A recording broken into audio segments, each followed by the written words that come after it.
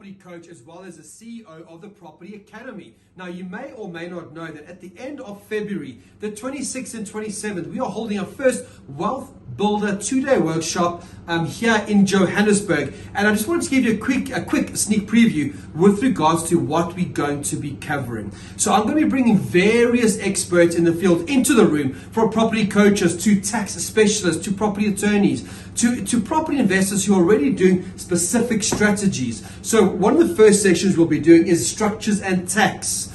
As a property investor, you need to make sure that you're buying properties in the right structure. I also want to cover and spend a lot of time on property funding solutions. It doesn't matter if you're getting started in property or you're an advanced property investor.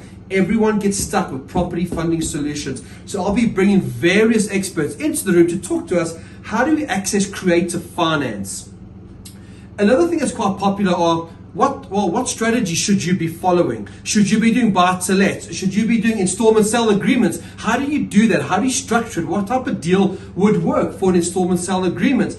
It could be that you want to get into the Airbnb sector, do rent to rent. What about multi-lets? It may be that you want to start developing property. So I'm going to have experts come in to talk to us about each individual strategy, the risks, the benefits, the pros, the cons.